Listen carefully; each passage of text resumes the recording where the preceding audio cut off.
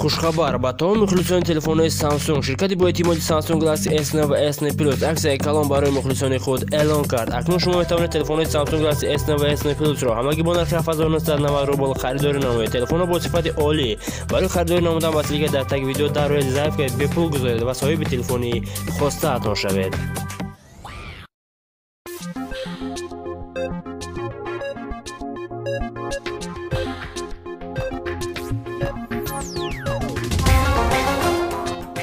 сабти мазкур ба канали Top Tajix тааллуқ дорад. Оҳанг ва танзим Зафар Азизуллоев.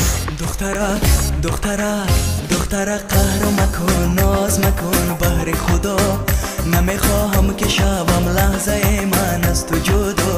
دختره قهر مکن ناز مکن بهر خدا نمیخواهم که شوم لحظه من از تو جدا مرا کی بود خبر از سوز عشق و عاشقی ها ببین بر حسن و جمال تو شدم آب و ادا مرا کی بود خبر از سوز عشق و عاشقی ها ببین بر حسن و جمال تو شدم آب و ادا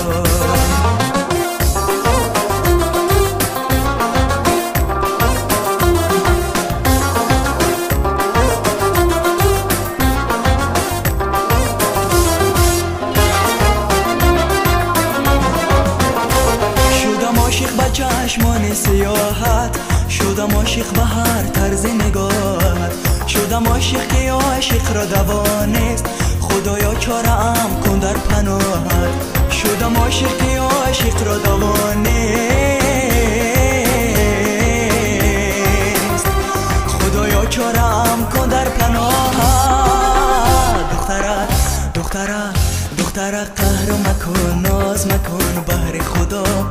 نمیخواهم که شوم لحظه من از تو جدا دختره قهر مکن ناز مکن بهر خدا نمیخواهم که شوم لحظه من از تو جدا مرا کی بود خبر از سوز عشق و عاشقی ها ببین در حسن و جمال تو شدم آب و ادا مرا کی بود خبر از سوز عشق و عاشقی ها ببین بر حسن و جمال تو شدم آب و ادا